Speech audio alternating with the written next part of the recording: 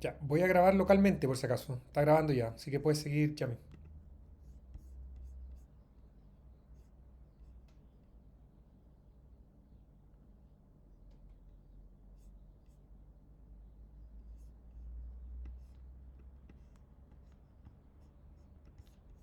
No ¿Aló? se oye. ¿Yami? Que mi Slay está Perdón, sin micro, sin.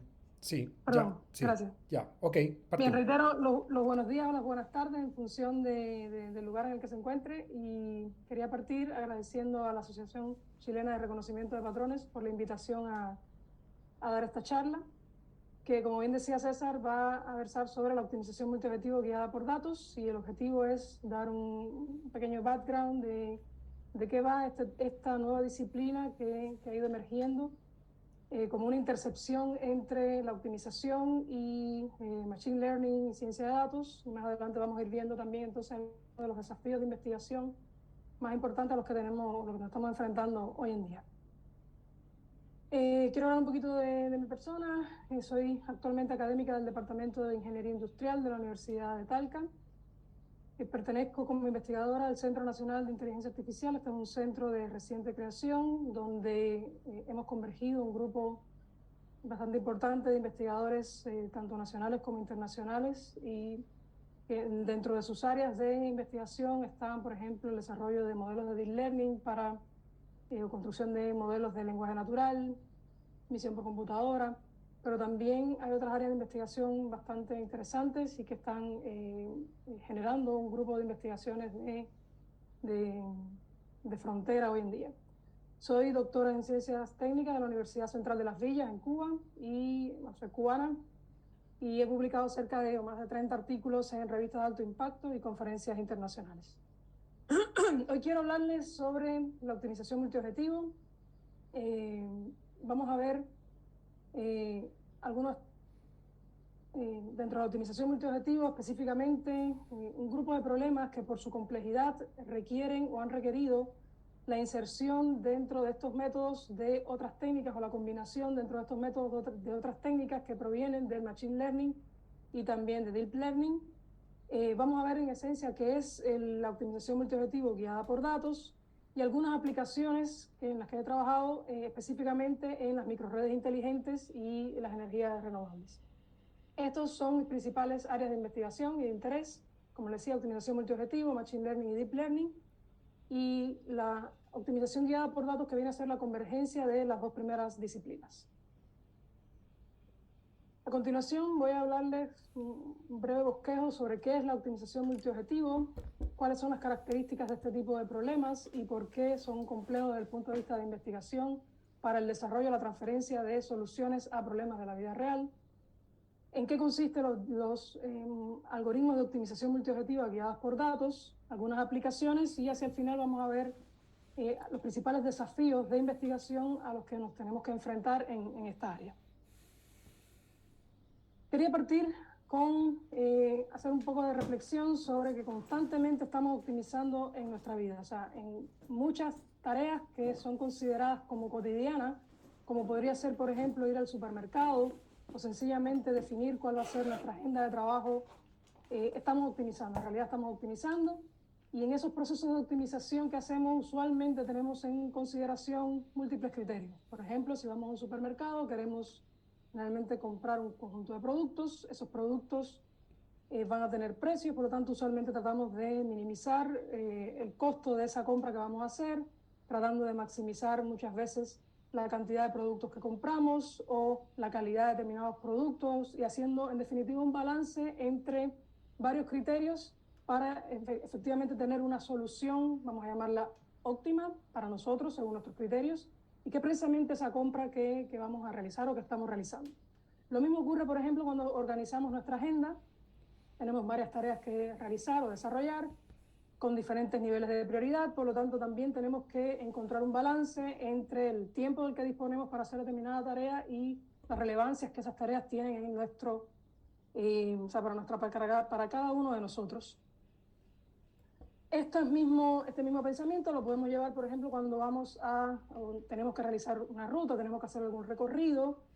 Está claro que si el recorrido es, por ejemplo, en función de un criterio, puede ser un recorrido digamos, turístico, por lo tanto tratamos de pasar por varios puntos y maximizar la cantidad de lugares que visitamos según nuestros intereses de turismo, pero si queremos entonces, por ejemplo, si fuéramos, digamos, un ámbito más empresarial, si tenemos que distribuir productos, tendríamos también entonces que encontrar cuál es la ruta óptima, o sea, aquella ruta que me permite, por ejemplo, minimizar el tiempo de recorrido o minimizar las distancias que queremos entonces seguir. Pero si vamos al desarrollo de modelos, por ejemplo, de Deep Learning, también tenemos que realizar optimización. O sea, hay procesos de optimización que están intrínsecamente ligados al desarrollo de cualquier modelo de Deep Learning o de Machine Learning en general, y esto lo vemos, por ejemplo, durante el entrenamiento cuando tratamos de minimizar el error que esos sistemas o que esos modelos generan en función de los datos de entrenamiento. O si pensamos un poco más en el despliegue de estas soluciones, pues tratamos de minimizar, por ejemplo, el costo computacional o la memoria que requiere un sistema de este tipo, ya cuando lo vamos a, digamos, desplegar en un dispositivo que tiene prestaciones inferiores a lo que podría ser, por ejemplo, un clúster. En definitiva, constantemente estamos optimizando, ya sea en el ámbito de la vida cotidiana o en el ámbito académico, solo que muchas veces no somos conscientes de que lo estamos haciendo. De manera formal, un problema de optimización multiobjetivo, lo que perseguimos es minimizar un vector de variables de decisión o criterios, donde cada uno de estos f sub i en realidad vendrían a ser criterios que yo quiero o maximizar o minimizar, ¿verdad? Y lo que quiero entonces encontrar en este tipo de problemas es la solución que me permita optimizar los tonos, ¿vale? Una solución o un conjunto de soluciones, vamos a ver que efectivamente es lo que ocurre en este tipo de problemas, que me permitan optimizar ese problema. En esencia, yo voy a tener en X un vector de variables de decisión, que son aquellas variables o aquellos elementos que yo quiero, a los que quiero encontrarle un valor, el mejor valor posible. Por ejemplo, en el caso de las ventas o de la compra en supermercados, vendría a ser la cantidad de productos de cada tipo. Y tengo entonces mis funciones objetivo, que son los criterios que yo quiero optimizar. Algo relevante aquí es que las funciones objetivo en un problema de optimización multiobjetivo, a lo menos dos de ellas deberían estar en conflicto. Vamos a ver más adelante que esto tiene una consecuencia entonces en todo este tipo de problemas.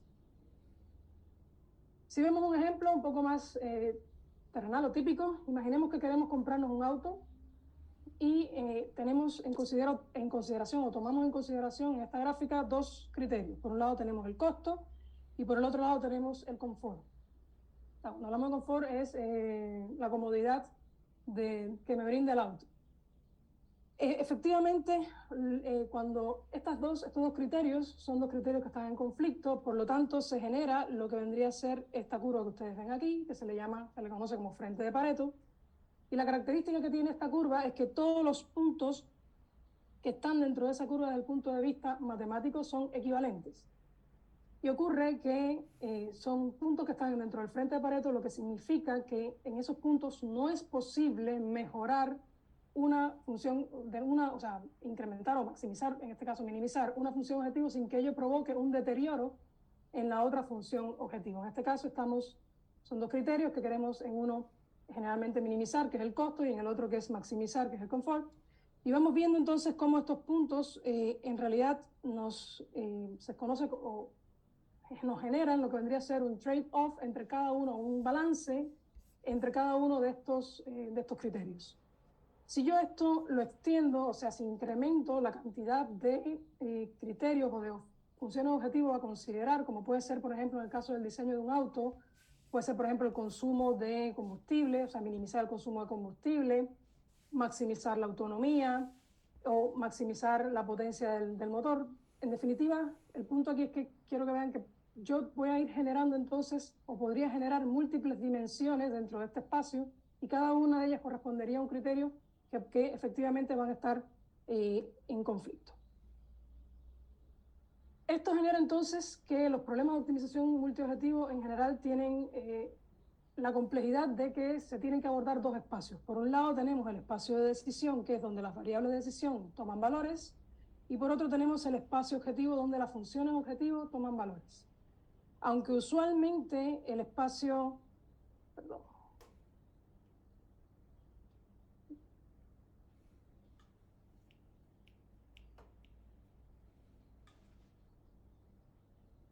perdón. Aunque usualmente el espacio de funciones objetivos se considera más chico, lo cierto es que en problemas de ingeniería puede llegar a ser, o sea, la dimensión del espacio objetivo puede llegar a ser incluso superior a la del espacio de decisión. Por lo tanto, esto genera, como les decía, varias complejidades desde el punto de vista matemático y también desde el punto de vista de los algoritmos que se tienen que hacer cargo de, para resolver, o que debemos ocupar para resolver estos problemas. Aquí entonces hay varias definiciones, por ejemplo, las soluciones que son no dominadas, o sea, son todas las soluciones que están o que en esa curva del frente de Pareto se consideran como soluciones no dominadas, por lo tanto vendrían a ser el conjunto de soluciones óptimas que puedo yo obtener de un problema. A diferencia de un problema de un solo objetivo, en los problemas multiobjetivos yo no tendría una única solución, sino tendría, como les decía, el conjunto de todas las soluciones que están o que residen dentro de esa curva. Y lo otro es que yo no conozco cuál es el landscape de estos dos espacios, por lo tanto podría perfectamente tener un punto cercano dentro de ese frente de Pareto que geográficamente en el espacio de decisión esté alejado del siguiente. Por lo tanto, tampoco puedo solo enfocarme en una región porque haya tenido un punto dentro del frente de Pareto, sino que tengo que hacer una mayor exploración. Y con eso, como les decía, hay un grupo de conceptos que están relacionados con toda esta matemático, y es, por ejemplo, que las soluciones que están dentro de esta región se les conocen como soluciones del frente de Pareto, y en el espacio de decisión se les conoce como soluciones óptimas de Pareto. Las soluciones que están, en definitiva, o que residen dentro de esa región, perdón, dentro de esa curva, pues entonces son soluciones no dominadas. Y esos criterios usualmente se utilizan entonces en los algoritmos que voy a mencionar a continuación. Estos algoritmos corresponden a algoritmos evolutivos de optimización multiobjetivo que se consideran como estrategias de búsqueda. O sea, estrategias que me permiten realizar búsquedas en estos espacios, o sea, tanto en el espacio de decisión como en el espacio objetivo, y combinar ambos conocimientos para poder entonces guiar al algoritmo hacia aquellas soluciones que estén próximas efectivamente a ese frente de Pareto. Este tipo de algoritmos han sido aplicados de manera exitosa en la optimización de problemas complejos, entre otros motivos por su baja susceptibilidad a la geometría del espacio objetivo. Si nosotros vemos los métodos clásicos de optimización matemática, generalmente asumen determinadas propiedades dentro del espacio, como es, por ejemplo, la convexidad, la linealidad, entre otras propiedades. Pero cuando nosotros vamos a aplicar o vamos a optimizar problemas de ingeniería o un poco más complejos, en muchas ocasiones ni siquiera conocemos cuál es la definición analítica de una función objetivo, sino que esa función objetivo se evalúa, por ejemplo, a través de una simulación o a través de la realización de experimentos físicos. Por lo tanto, no tenemos esa expresión analítica y no sabemos o no conocemos cuál es la geometría del espacio de búsqueda o directamente, o del espacio de función objetivo, o directamente puede ser que sea la geometría no convexa, que sean frentes de Pareto desconectados o que sean distribuidos de forma heterogénea. También otra característica de estos algoritmos es que permiten la generación de múltiples soluciones de Pareto, o sea, son generalmente algoritmos de tipo poblacionales, donde se tiene un conjunto de soluciones y al final del algoritmo pues tendríamos entonces esta aproximación al frente de Pareto precisamente como el output en una sola ejecución del algoritmo. Sin embargo, una característica que tienen es que requieren de un elevado número de evaluaciones de la función objetivo, y esto es prohibitivo para aquellos problemas donde el costo computacional de realizar esas evaluaciones es muy costoso. Y esto puede ser, por ejemplo, como les decía, en simulaciones, puede ser incluso donde yo requiera de realizar experimentos físicos que por diferentes limitaciones, pues la cantidad de experimentos, de evaluaciones que puedo hacer es bastante acotada. Y es en este contexto entonces donde surge precisamente la optimización guiada por datos, donde esencialmente lo que buscamos es tratar de reducir la cantidad de evaluaciones de la función objetivo. Para aquellos que no están relacionados con los algoritmos de optimización evolutivo, bueno, aquí vemos un pseudocódigo de este tipo de algoritmos. Generalmente partimos con una inicialización de la población. Hay varios criterios para realizar esa inicialización, como pueden ser aleatorios o pueden ser utilizando alguna heurística en función del problema que quiero resolver. Y una vez que son inicializados, pues entonces se evalúan esa población, conocida población inicial. Algo importante aquí es que este tipo de algoritmos mimetizan muchos conceptos de la evolución, por lo tanto, pueden escuchar términos como mutación, cruzamiento, selección, elitismo, epistasis, que vamos a ver más adelante, pero en esencia aquí la idea es que yo voy a inicializar, puede ser de forma aleatoria, un conjunto o un conjunto de soluciones potenciales, y la idea es ir evolucionando, ir tratando de modificando o integrando información dentro de ese conjunto de soluciones para ir, en teoría, mejorando en cada iteración las características de esa población que voy evolucionando, o sea, que vaya evolucionando en definitiva esa población. Así, por ejemplo, de manera iterativa, lo que realizo es entonces un proceso de selección, aplico mecanismos de variación, que como les decía, podría ser cruzar información, mutar una solución. Aplico un mecanismo de elitismo, donde en función de cada uno de los algoritmos puedo, por ejemplo, en algunos algoritmos se tiene un archivo de líderes donde se va, aparte, digamos, de la población, donde se va almacenando todas las soluciones que forman parte, o sea, no dominadas, que forman parte de la aproximación al frente de Pareto que va encontrando el algoritmo. Y luego, una vez que ya se ha hecho todo este proceso, se evalúa nuevamente la población, la nueva población que he creado, ¿vale? Y es precisamente aquí en este punto donde les decía, donde puede ocurrir un elevado costo computacional, teniendo en cuenta que, por ejemplo, como criterio de parada, este tipo de algoritmo podría tener, por ejemplo, 50.000 evaluaciones de la función objetivo, incluso hasta más, ¿vale? Esto, por supuesto, aún con las capacidades computacionales que disponemos hoy en día, puede ser prohibitivo si es que para cada una de esas evaluaciones yo necesito hacer, por ejemplo, una simulación. Es entonces en este contexto donde se busca en la optimización guiada por datos, pues generar un mecanismo tal que yo no tenga que realizar esa cantidad de evaluaciones de la función objetivo en las originales, sino que busque un mecanismo sustituto. Y eso precisamente se logra a través de un modelo sustituto o un modelo subrogante. El modelo subrogante lo que hace es, o sea, es un modelo usualmente de Machine Learning, también puede ser estadístico, en el cual yo lo entreno con los mismos datos que va generando el algoritmo, y después, o sea, usualmente lo entreno para sustituir después un componente del algoritmo que pueda ser costoso computacionalmente.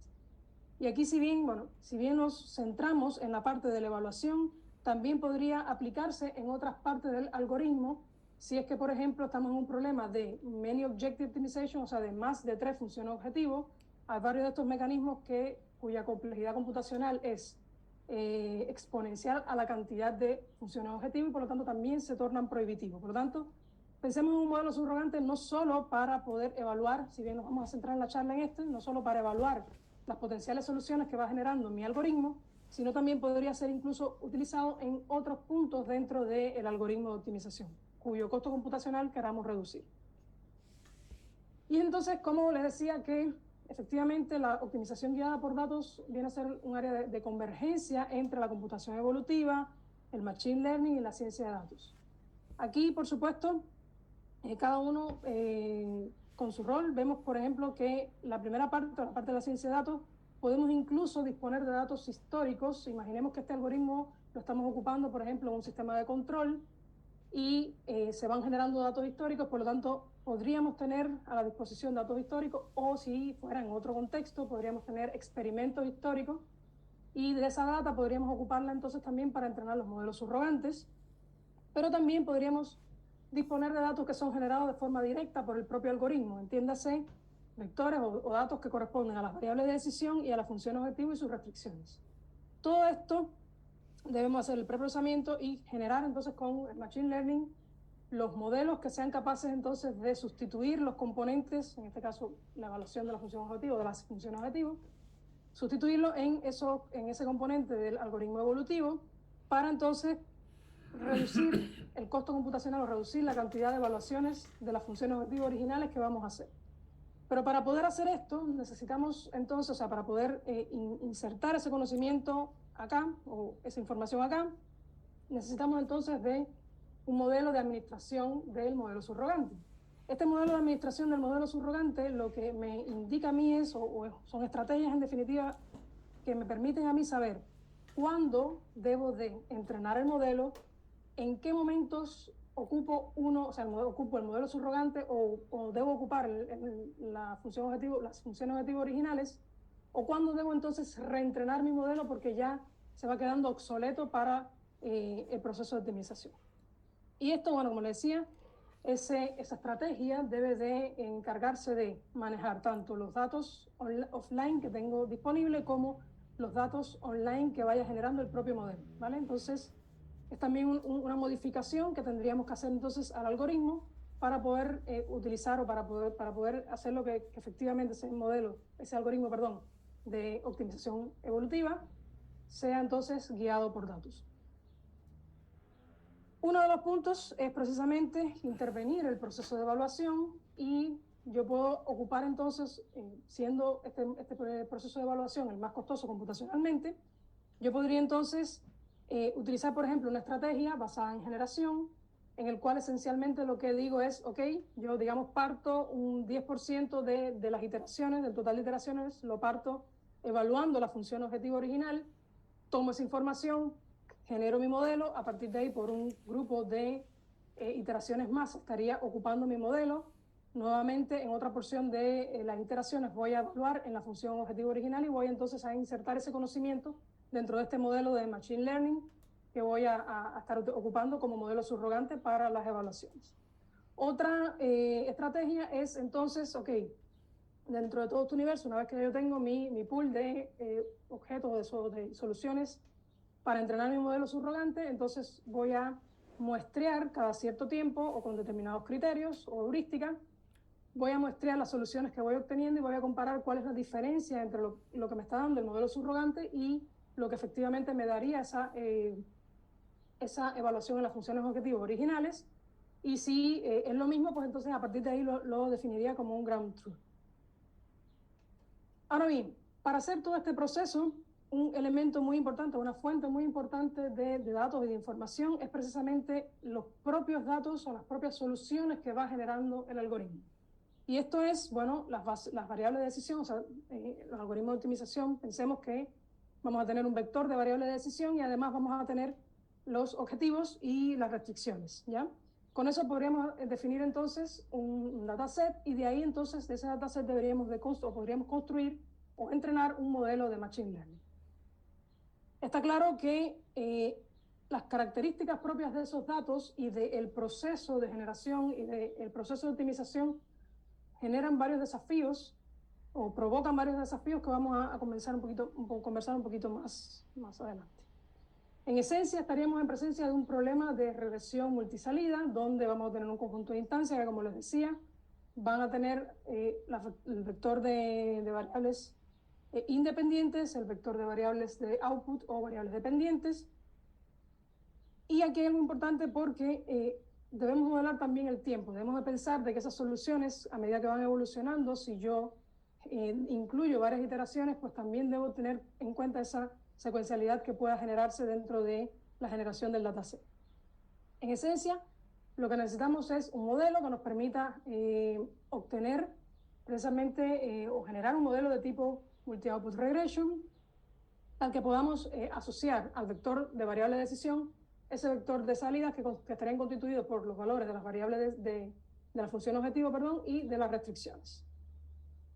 La buena noticia aquí es que varios de los métodos, llamémoslos clásicos ya de Machine Learning, son inherentemente o tienen un equivalente que nos permite generar modelos de regresión multisalida, como por ejemplo en la regresión lineal, los decision tree, MLP regresor, en fin. Pero el problema radica en que muchos de estos modelos asumen que tanto las variables de entrada como las de salida son independientes. Sin embargo, en la optimización ocurre un fenómeno que se llama como epistasis, que también es un término mimetizado de la evolución, y es que puede ser que haya variables de decisión que tengan relación, o incluso las funciones objetivos tengan relación entre ellas, y efectivamente esta suposición de independencia entre los inputs y entre los outputs no se sostiene, ¿vale? Así, por ejemplo, vemos que muchos de estos métodos lo que hacen en esencia para cada uno de los outputs es generar un tipo de, un modelo para cada uno de los outputs. Por lo tanto, no tienen efectivamente esa interacción necesaria en problemas de optimización. Y otro tema también muy importante es la interpretabilidad. O sea, al generar estos modelos de forma independiente, la interpretabilidad que nos brinda, aún cuando sean modelos como, en el caso de los lineales o de los árboles, sean modelos que son interpretables, lo cierto es que en este contexto no tendrían esa interpretabilidad o habría que hacer otros ajustes. ¿Y por qué es importante que los modelos que construyamos sean los modelos subrogantes sean interpretables? Es importante porque un paso superior o un paso siguiente, el paso siguiente sería que nosotros ese conocimiento que está en esos modelos lo extraigamos y lo insertemos nuevamente como conocimiento explícito dentro del algoritmo de optimización o incluso dentro de los modelos matemáticos de optimización. Aquí, por supuesto, entonces hemos probado redes recurrentes de Deep Learning para tratar de hacernos cargo precisamente de estas interdependencias o de estas relaciones que hay, o estas relaciones que pueden ocurrir entre las variables de decisión y entre los outputs de los modelos. Quiero pasar ahora a hablar sobre las aplicaciones que hemos realizado. Una de las aplicaciones que hemos realizado es en el área de las microredes inteligentes. Las microredes inteligentes son sistemas de potencia que están muy de moda hoy en día. ¿Por qué? Porque permiten una alta penetración de las energías renovables y podemos tener, por ejemplo, una microred desde el ámbito de un hogar donde tenemos almacenamiento, cargas, y esos generalmente podrían estar conectados a una red principal, ¿vale? Hemos utilizado, por ejemplo, o hemos testeado en el análisis de contingencias de microredes eléctricas aisladas.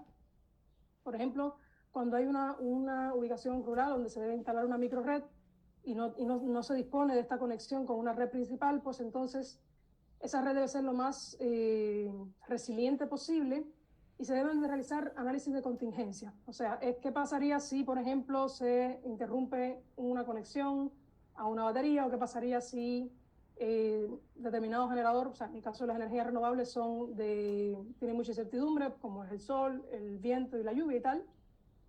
¿Qué pasaría si ocurre determinado evento? ¿Cómo debe responder o cuál sería la respuesta que tendría la microred en cuanto en términos de resiliencia? También son aplicables estos algoritmos al dimensionamiento de una microred, o sea, si se tiene un campus o se tiene una industria y queremos saber qué cantidad de paneles solares, de dispositivos de almacenamiento o de sistemas de control tenemos que ocupar, entonces podemos también utilizar este tipo de sistemas en estas aplicaciones. Ya desde el punto de vista del control, disculpen un momento.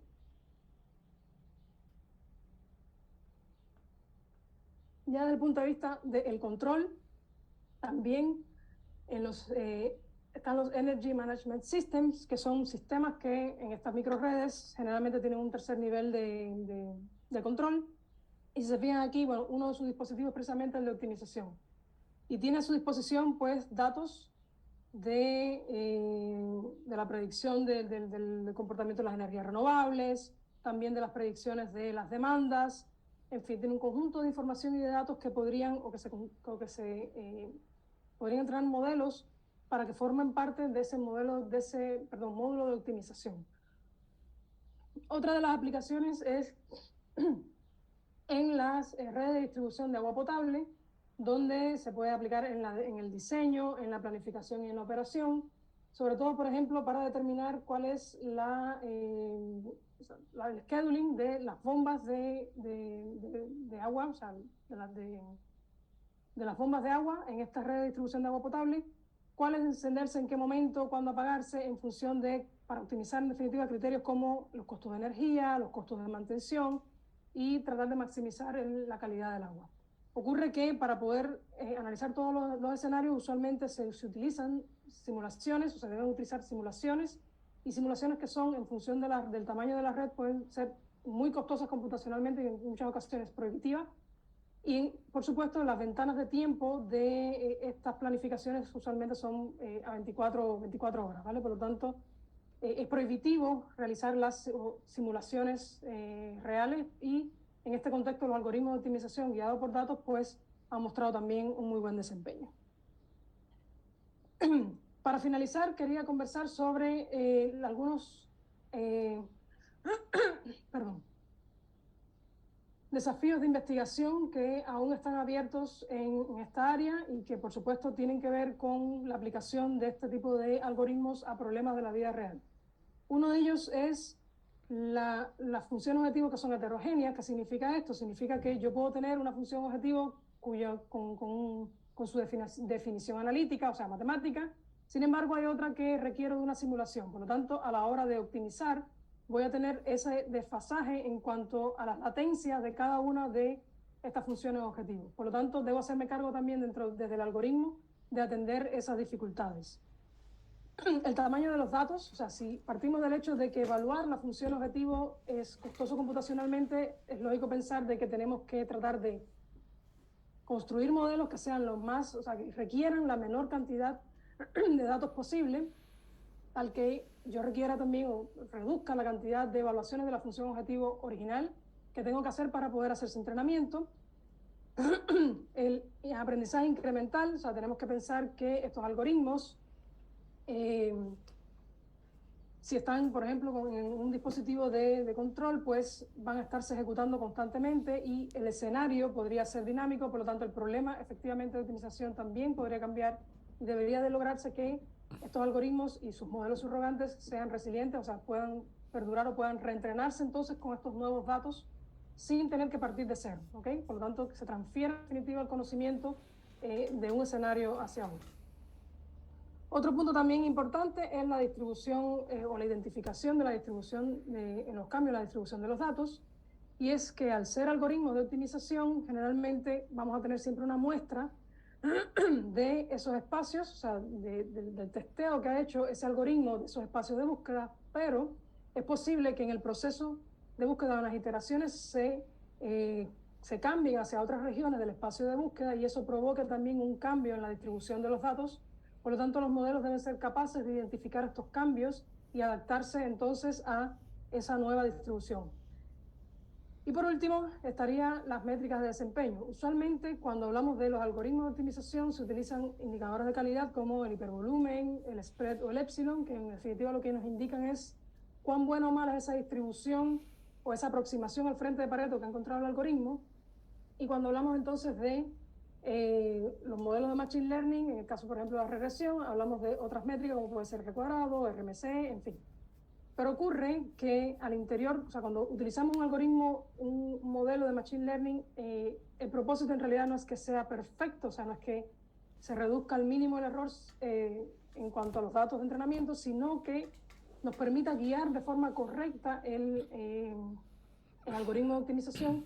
Por lo tanto, en el caso de las métricas de desempeño, debemos de buscar un balance o un híbrido entre precisamente la calidad del modelo, el tiempo, y también que efectivamente haga su papel dentro del optimizador guiado por datos. Y bueno, aquí algunas de las referencias de imágenes que utilicé en la presentación, y eso sería mi presentación. Muchas gracias por su atención y estoy atenta a las preguntas.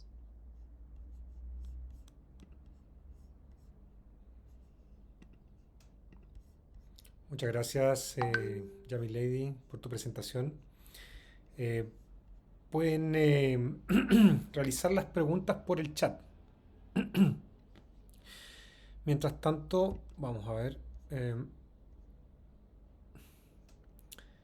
Ya.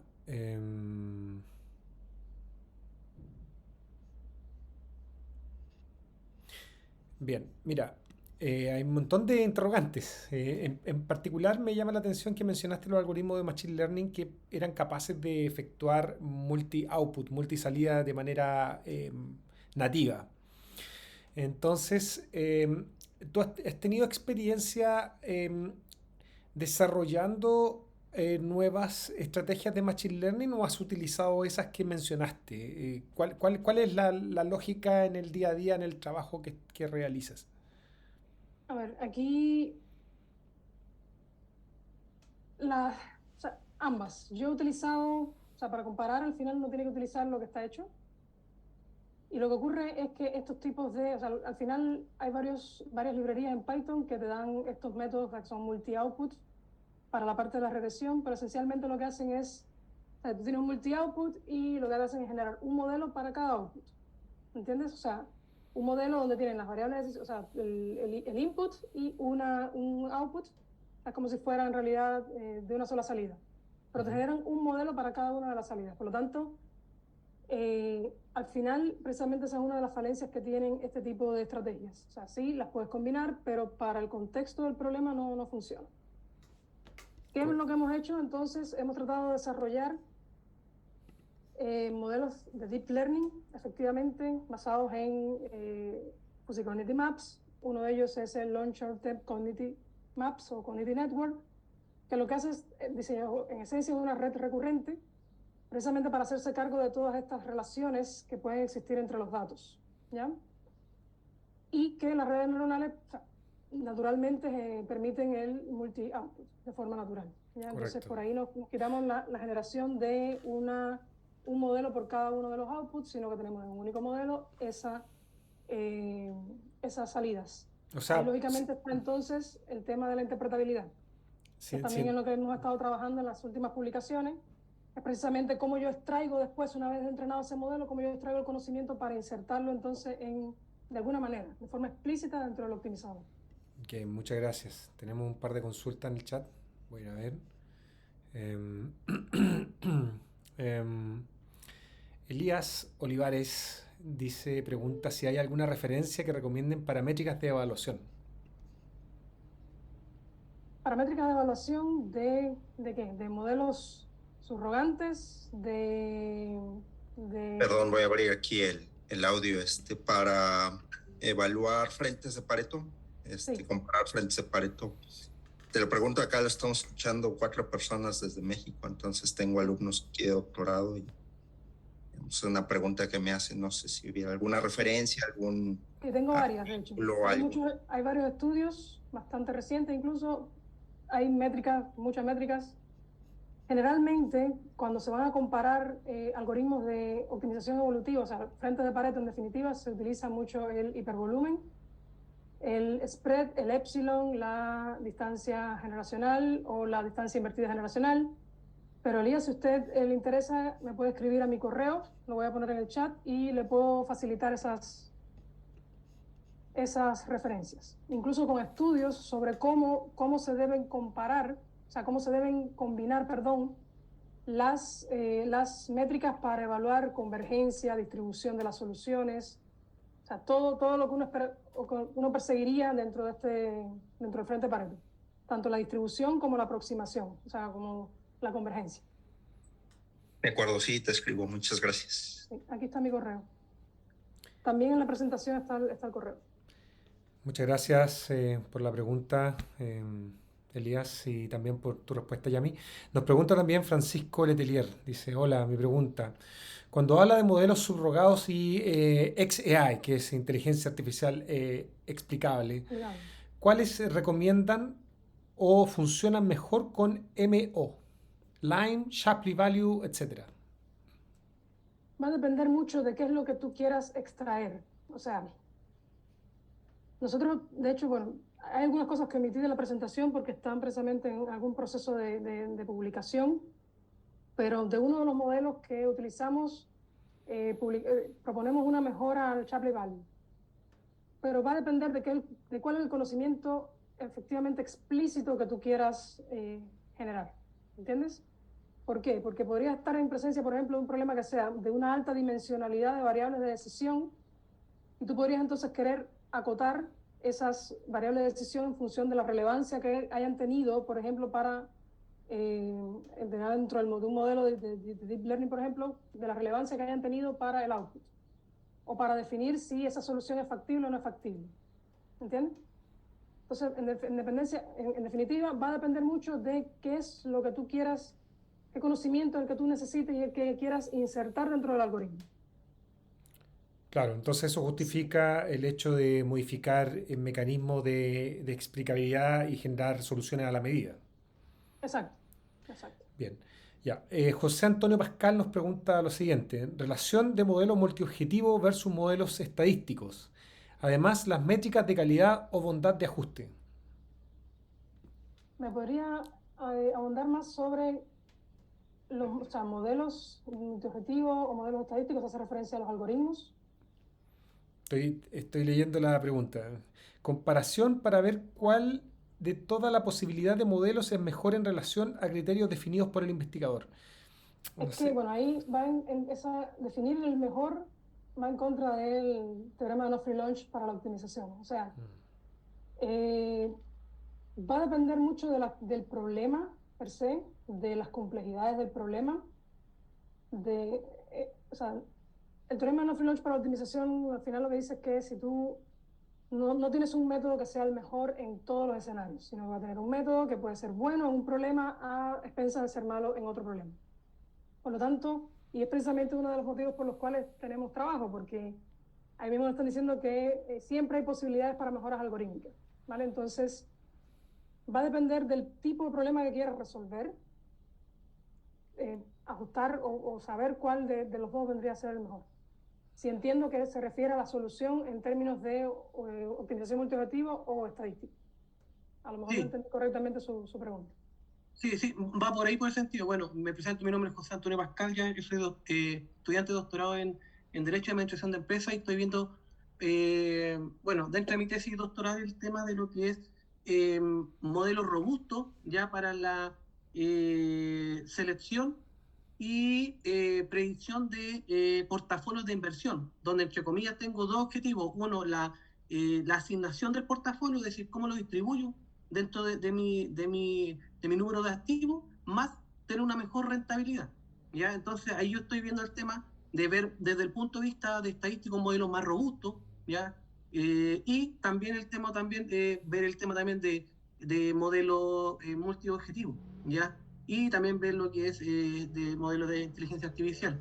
¿Ya? Entonces ahí va mi duda en el sentido de que, claro, para diferentes escenarios voy a tener distintas soluciones, ¿cierto? Y en base a eso voy viendo cuál es mejor. Pero claro, como cada uno ve su particularidad, claro, en algunos escenarios a lo mejor un modelo estadístico va a ser mucho mejor, o un modelo de inteligencia artificial otro mejor, o un modelo objetivo, o es mejor. Entonces ahí está como de repente va a depender mucho de qué escenario esté disponible. Entonces, es más que nada es ver por eso cuáles son las métricas de comparación que podría haber desde el punto de vista estadístico. Porque yo Mi también, bueno, sugerencia, soy ingeniero estadístico también de mi pregrado, entonces manejo harto el tema del análisis de datos. Y bien también contradecía lo que, bueno, no contradecía, sino que el tema de que yo como estadístico, mientras más información o más datos tengo, es mucho mejor. Porque a lo que dicen ustedes que realmente tener menos datos, ¿ya? No, desde el punto de vista estadístico, mientras más datos tengo es mucho mejor. ¿Por qué? Porque así también puedo generar mejores patrones o ver cuál es el comportamiento de la función histórica de que pueda tener, por ejemplo, una cierta estrategia de inversión. De ese punto de vista. a ver, mi sugerencia siempre es cuando usted está en un problema de este tipo que es, llamémoslo, de optimización, construye el modelo matemático que trate de representar qué es lo que usted quiere optimizar en definitiva. Y en función de eso, entonces, mi sugerencia sería, hay que lograr el balance, o sea, en función de la cantidad de información que yo tenga, de qué es lo que quiero hacer, me iría entonces me decantaría por uno o por el otro. Pero en función, insisto, parto siempre cuando tengo un problema de construir el modelo matemático y en función de las características de ese modelo matemático, entonces ahí analizo cuál es el solver que tengo que ocupar. Bien, ¿Vale? Gracias gracias. por la consulta, Muchas, por la respuesta. muchas Y lo otro gracias, también, José si que se Antonio. puede consultar de repente al correo también, algún Sí, tipo de sí. cosas más específicas. ¿Sí? Ya, nos Ahí en queda. el chat les dejé Ya, mi correo. muchas gracias. Super. Nos queda una Gracias. última pregunta de Manuel Ignacio Manríquez. Pregunta lo siguiente: ¿hay algún caso de estudio donde se note particularmente la ventaja de usar métodos de optimización con modelos subrogantes? Sí, sí. En todos los que, o sea, hasta ahora en todos los que yo he testeado, hay una mejora significativa. Está claro que hay un tiempo donde uno tiene que ajustar el algoritmo para las características del problema. ¿Por qué? Porque hay fenómenos que no mencioné en la presentación, como por ejemplo la pérdida de diversidad. O sea, si uno utiliza un modelo subrogante con un escenario que lo ha entrenado, usualmente va a tratar de converger el algoritmo a ese escenario que se conoce. porque es lo que el subrogante le está diciendo que está bien. Por lo tanto, identificar en qué momento ya se pierde la diversidad dentro del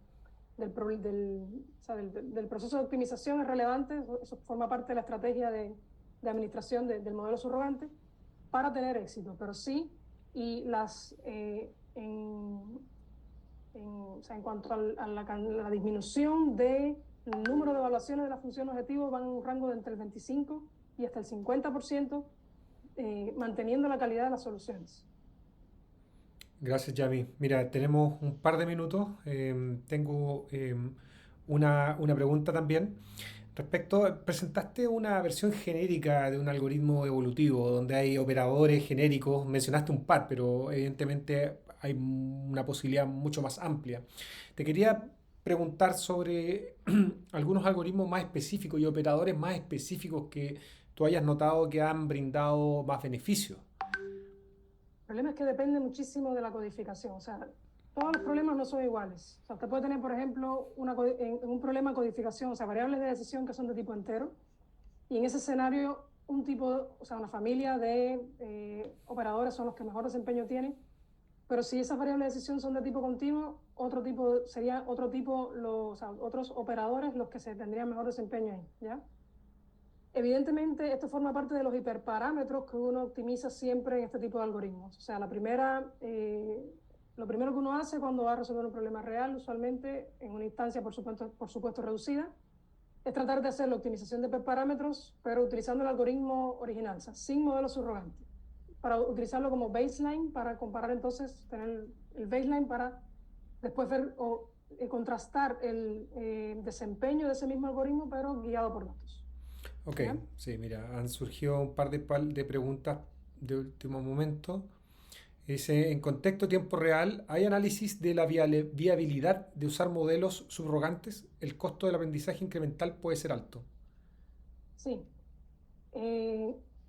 Puedo enviarle uno de los últimos papers donde proponemos un modelo de deep learning que la velocidad de entrenamiento es muy baja. Ya, Es una de las cosas que nos llamó muchísimo la atención y precisamente por eso. Porque interesante. evidentemente aquí tiene que haber un trade-off entre, o sea, si al final yo me demoro demasiado tiempo entrenando el modelo subrogante versus lo que me demoraría evaluando en la función objetivo original, no tiene ningún sentido. Entonces, eso también es un criterio a la hora de diseñar los algoritmos o de escoger el algoritmo de Machine Learning o el modelo, o el método de Machine Learning que voy a ocupar como modelo subrogante. Entiendo, Perfecto. sí. Otra pregunta, José Antonio Pascal. ¿Se puede obtener alguna constancia de participación del webinar como actividad de formación? Sí, mándame un correo, José Antonio. Escríbeme a info@chir.org y te podemos ayudar con eso. Para el resto también, si es que les interesa tener algún certificado, algún respaldo de que asistieron. Y José Aguilar, por último, nos pregunta también, dice, en contexto en tiempo real.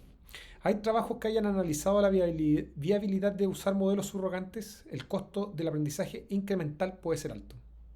Sí, esto fue justo lo que estaba diciendo, que precisamente es uno de los criterios a la hora de escoger qué modelo de Machine Learning o qué método de Machine Learning voy a ocupar como subrogante. Sí, creo que sí. Y ahí donde la mejora que le mencionaba. Ok, sí, perfecto. Un tiempo realmente competitivo, Ya. muy competitivo. Ok, o sea, estaba hablando de modelos de Deep Learning, ¿no? Sí, sí. Ya, pero el entrenamiento me imagino yo que puede demorar un poco más. Son rápidos, muy rápidos. El entrenamiento. O sea, esta propuesta que menciono, que publicamos recientemente, muy rápido, sí. Ya, interesante. Con mucho dato también. Ya. También, por supuesto, bueno, esto implicaría también mejorar en cuanto a la cantidad de datos que se requiera hay modelos que requieren más datos que otros. También es un tema a la hora de entrenarlo y de desplegarlo. Bien, ok, estamos justo un minuto. En Chile tienen distintos horarios, ¿cierto? Pero dejamos encajonado este webinar en una hora para que podamos realizar nuestras actividades adicionales. Les mando un gran abrazo, muchas gracias por participar. Si ustedes obtuvieron su ticket a través del sistema web y pusieron el clic de que quieren recibir más información, entonces también van a recibir información sobre las próximas actividades que vamos a realizar. Muchas gracias a todos los asistentes, que tengan una excelente tarde. Nos vemos. Muchas gracias, Yami Lady, por tu Muchas presentación. gracias. Chao. Que esté muy bien. Gracias, César. Muchas gracias. Chao.